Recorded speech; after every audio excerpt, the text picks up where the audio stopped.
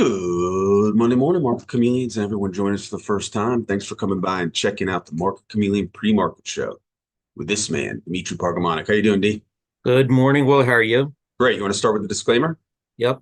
Good morning, everyone. Before we get started, keep in mind Will and I, Market Chameleon, we're not a registered investment advisor. We're not a broker dealer. We're not telling you what to do. We're just sharing ideas. If you need advice, call your registered investment advisor, call your broker. That's what they're there for. There's the disclaimer. Excellent. And I'm going to share my screen as I'm doing it. If you're joining us for the first time, Will and I, we do these shows in the morning to try to help answer questions you may have about the Market Chameleon tools, the data, or the analytics. If you have a question, type it into that live chat on YouTube. Will's watching it. He'll read it back to me. And to give you a couple minutes to put in those questions, we're going to start out looking at the pre-market report, see if we could get insights what's going on in the pre-market hours, and then we'll move on to the questions. So let's start out pre-market report.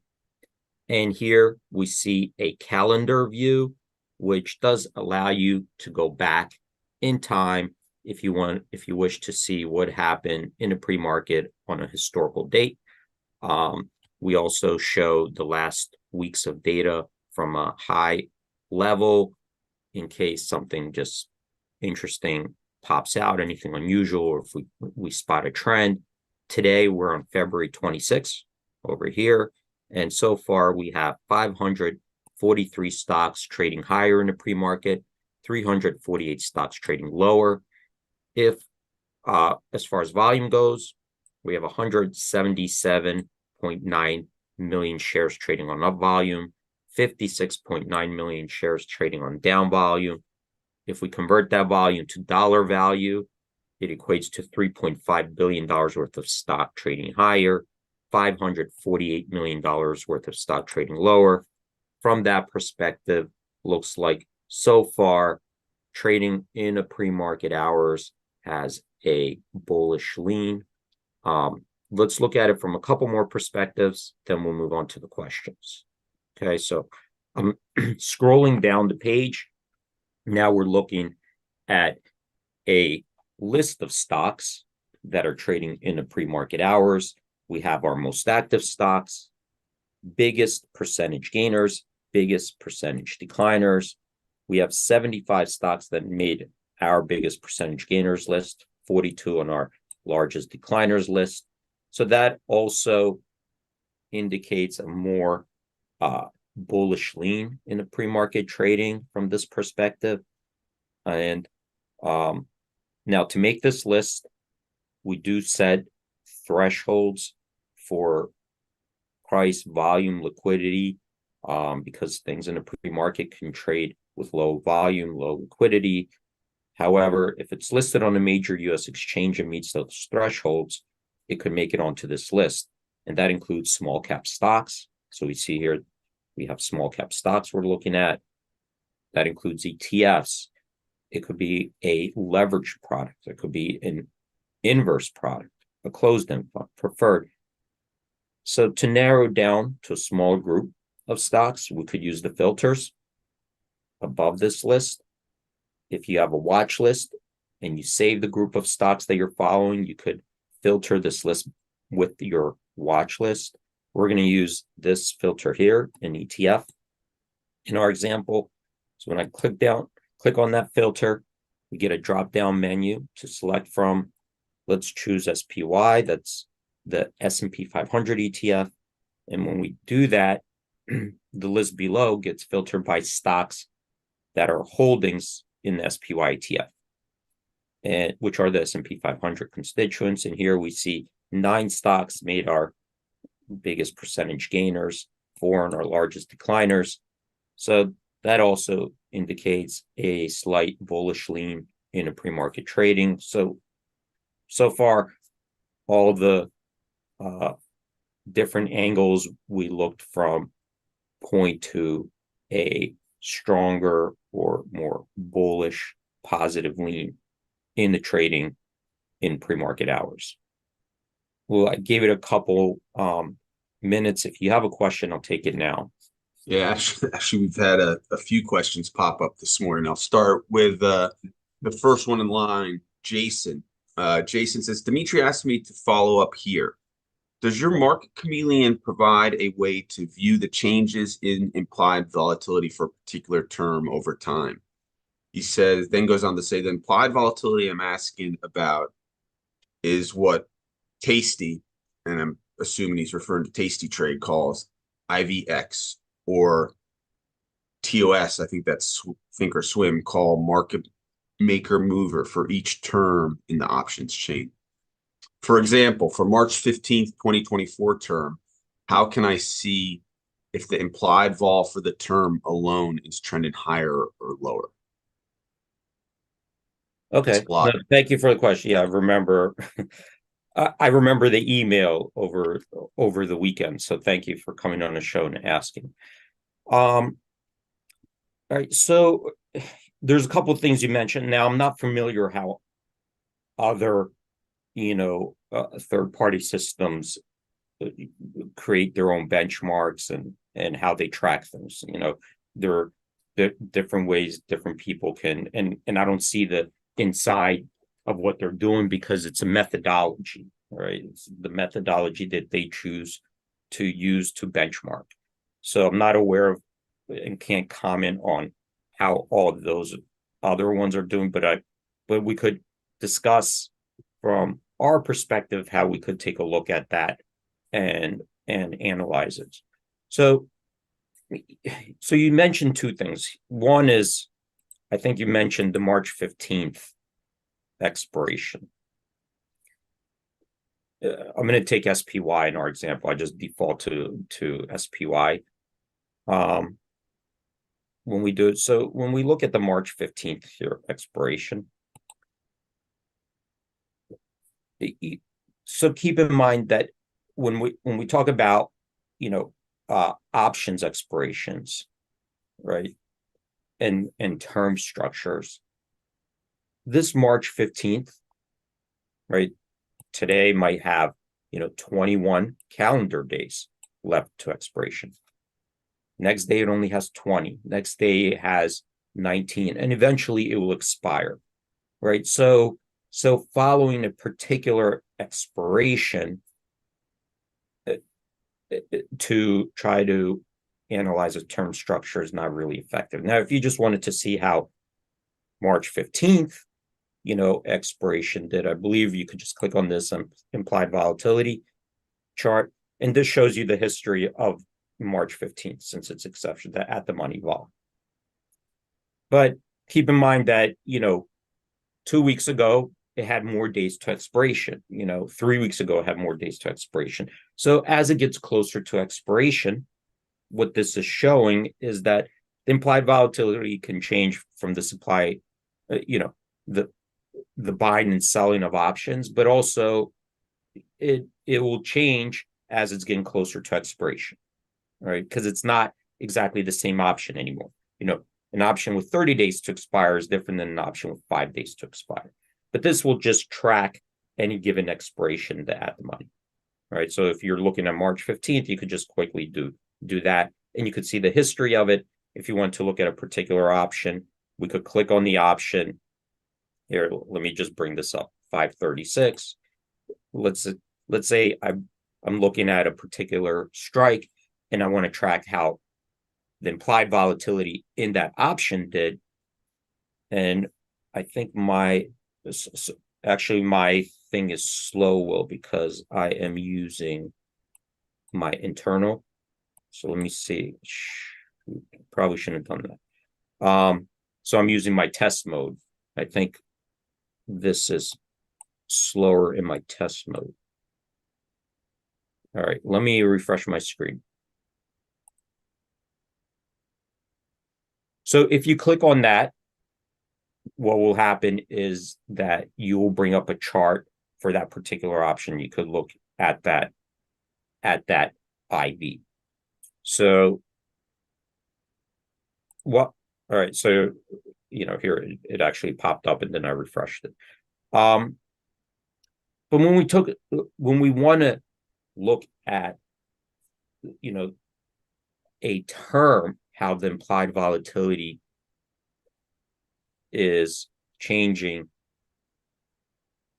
in term structure, what we need to do is have a constant maturity, meaning that we need an option that is exactly 30 days to maturity, right? How does an option with exactly 30 days every day to maturity, how's that changing? And then you need to pick a strike, right? Well, there are different strikes, so we have to make a constant maturity, constant strike. So that's where it becomes tricky, because those options don't actually exist, right? You don't have an exact 30-day to maturity, let's say, or 15-day to maturity, or 100 days to maturity every single day. You could see from here, that you have these that are the listed ones, right? So then how do we do that? How do we track, let's say, for example, a 30-day to maturity option? Well, we have to create then an index, meaning that if we don't have one, the next best thing to do is say, well, how do we create an option, a synthetic option, where we think the 30-day IV is? Okay, and that's how like the VIX works, and that's where 30-day IV comes from. And then we could create a 60-day IV and so forth. So let's come over to here, volatility. I'm going to come to an implied vol here and show you first the 30-day. So this is what the 30-day looks like from day to day. And what it does is it says, okay, I'm gonna create an index by looking at the implied volatilities for expirations that straddle 30 days. I'm going to look for at the money strikes, and I'm going to create a methodology that every day looks at that, gives it a weighted average to come up with a 30-day at the money IV, right? And then we could look at the money IV for 30 days and see how it changes from day to day, right? But that's not really a term structure. That's looking at a 30-day implied volatility index. Term structure is, how do the implied volatilities look like as you go out further in time? How are the short dated options compared to the longer dated options, and what is the difference? Okay, so that's what a term structure is. Okay, so here we'll go to the options chain first, and I'll show you what I mean. A term structure looks like this. These are the different expirations in SPY, and here are the at the monies. These are the at the monies that correspond to these expirations. And you could see that they're different, right? It's not like 9.3 and every single expiration is 9.3. They change as we're moving further and further out in time. You could see that this term structure slopes up, right? Starts 9.3, then goes up to 9.9, 10.3 as we go up further in time, 11.2. So you could see it's moving higher and higher, right? You could see it maybe better in the activity. I'm going to go to the activity report here. So this summarizes the expirations. Here are the business days left to expiration, this last column. So you could see as we go out further and further in time, the implied volatilities are changing and they're sloping higher. Okay, that's what a term structure is. So think of a term structure as like if we looked at the yield curve, right? The yield curve for treasuries. Well, the short term, the 1 month, 3 month, 1 year treasury yields are different than the 3-year, 5-year, 10-year. So they'll either slope up or slope down, right? Right now we're sloping lower, indicating that the markets are forecasting that interest rates will eventually come down. So this is the term structure right now in SPY. It's sloping higher, and this is typical in SPY that it slopes higher because with shorter dated options, you have a little bit more certainty. We kind of know like what the earnings are coming out. We know the news cycle, the data that's about to be released, so we could start pricing those in. But as you go out further and further in time, there's more and more uncertainty, right? And the further you go out, the more unexpected things can happen.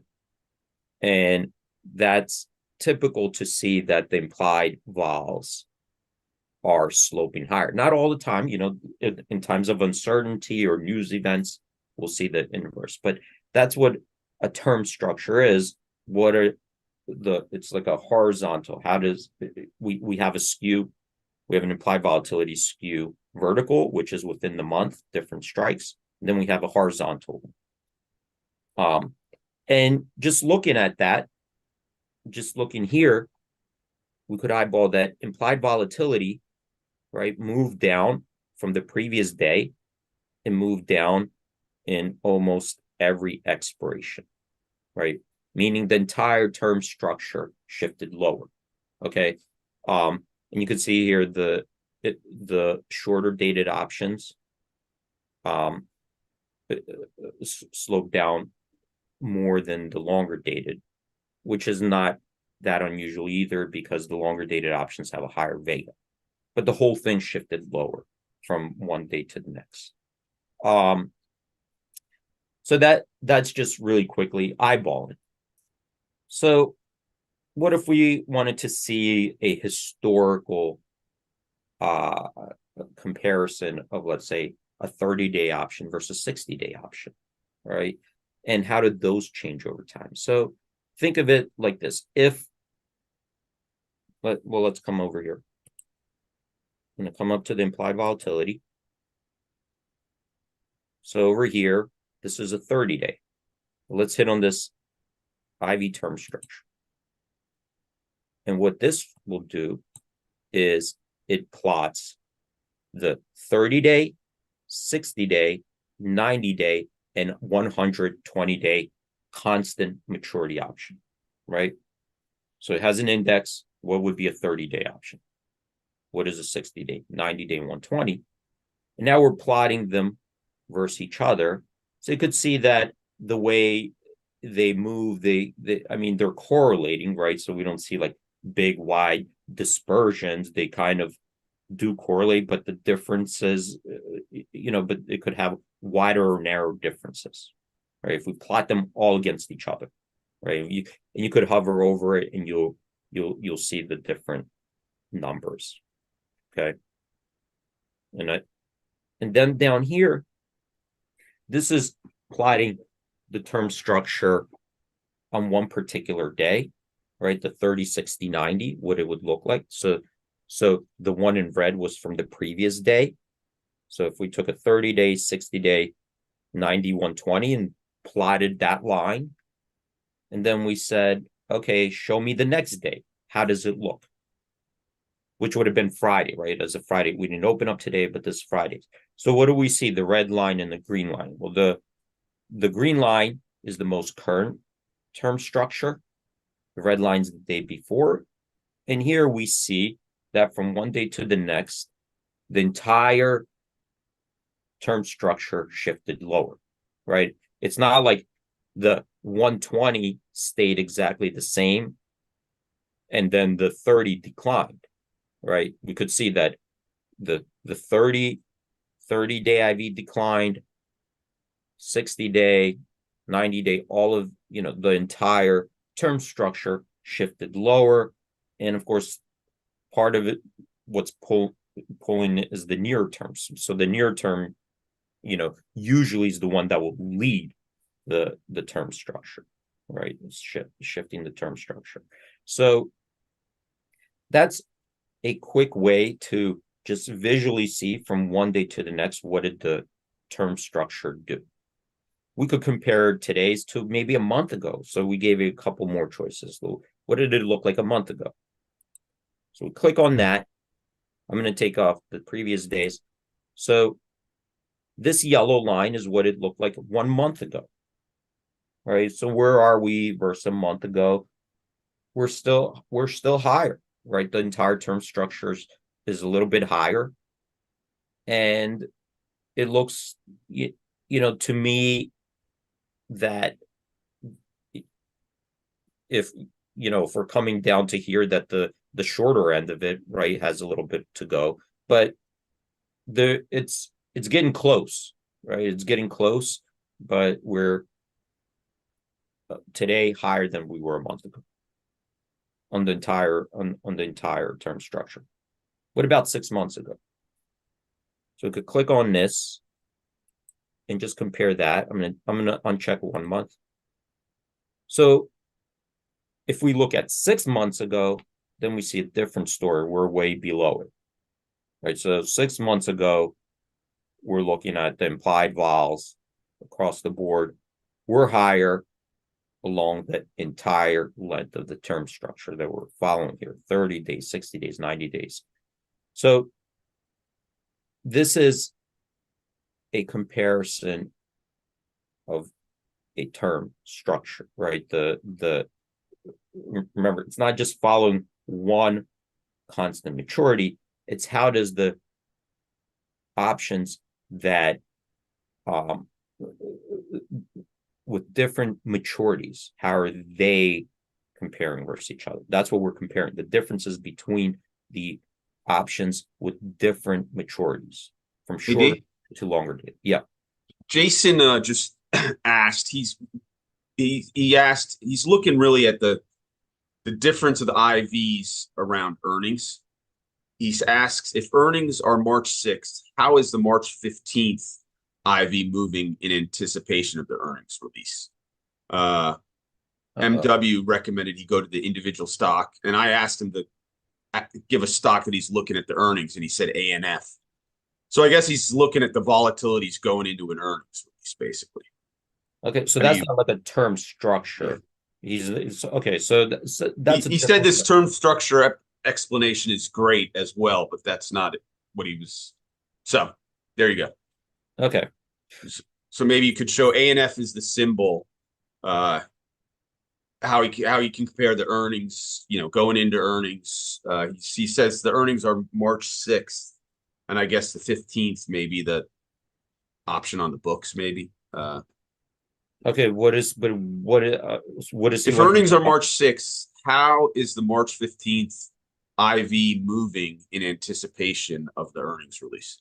I guess what's the vol doing going into the earnings compared to a historical look? Or okay, so just really quickly, then I'm gonna come off this. If there are no questions, I guess I'll just end it there. If there are no follow-up questions with the term structure, but the point I was going to make is that you could also look at the differences between those expirations, right, to see how the differences moved around. And if you wanted to move away from the at the monies and do out of the monies, there's a way to do that as well. But I'll move on because this seems like this wasn't a question that deals with term structure at all. I think what the question is, how is the implied volatility of a particular expiration look like as we get closer to earnings? I think that's the question. Correct? Jason, let us know if that's exactly what you want. The symbol was ANF. It was ANF was the symbol he gave as an example. It's one that he's looking at. Okay. So if we go to ANF, options chain, and I believe you're looking at, so here's earnings. It's going to be March 6th, right? So the March 8th expiration will cover earnings, March 15th expiration. Right now we're at 84.5. That's the monies. So if you just went to the March 15th expiration and you were looking for the at the monies, not a particular, because remember I said if you wanted to look at a particular strike, just click on it. But if you just wanted to look at the monies and you hit implied volatility over here. Okay, so you see here March 15th. This is the March 15th expiration. This is the current implied volatility at the money, 84.5. Okay, these are the historical stock volatilities, just as comparison. Okay, this is a chart for the day. So this is what that the money implied volatility looked like just for the March 15th expiration on Friday. So it's looking just on the day. And then you have another chart showing the history of the at the money IV since the inception of these options, March 15th. Because remember, the way options trade, it's not like stock where they, it gets listed in forever. This expiration may have not existed a year ago, 2 years ago, 3 years, could have just gotten listed, and then eventually it will expire, and then there's a new expiration. So since the inception of the March 15th, the at the monies look like this. This is the at the money vol, so you could see how, and you hover over. This is the chart. So you have two charts, a historical since the inception. So these are daily closes IV levels. And this is how it did on the day on Friday. So you got a side-by-side chart. Was that the question? Jason, does that help? There's a little bit of a delay here. Nothing's come back. Okay. All right. So, well, we're almost up at 9:30. I'm not sure then what the question, it's not clear to me then maybe what the exact question is. I believe that's what he was asking. How does the implied volatility in this expiration look like over Yeah, time? no, he says that's much better. Yes, thanks. Okay. And I should have mentioned it at the beginning, Jason. We do provide a link at the top when everyone comes in where you can link over to the show and you can ask your question live. So if you want to come back tomorrow and ask the question live, we did have a question actually that appeared on of all things the Zoom. D. Kenneth was asking if he's bullish PSTG, how do you look for a trade idea in the options that may be a bullish one to start looking at? Yeah, I mean, there are many different ways, right? But you could go from a call spread to, Yeah, I just sent him a link really quick from the symbol. We have a thing you can click on it, trade idea, which breaks down by the numbers, some places to get started to do research. But there is on the left-hand side, if you type in PSTG and go to options, it actually there's a link that says trade ideas, and I shared that with him. But there are lots of ways to start your research for sure. Yeah, lots of ways, and it will depend on your time horizon, target price, so there are many factors involved in there. And if you have a particular strategy you would like us to, look at through the lens of an options profit calculator, we could do that. So if yeah, and we actually did have a question. Rick asked a question earlier, and I'll copy it about the payout, using the payout feature calculator. So we'll get to that tomorrow. Okay. And again, Kenneth, if you want to come back with a bigger question about this PSTG tomorrow, you can do that as well. Thanks for all the questions, everyone. Great job, Dima. Yep. Thanks, everyone, for joining. Stay safe out there. Again, thank you for the questions. They're great questions, and, we really appreciate it. Everyone, have a great trading day. Stay safe out there. We hope to see you guys tomorrow.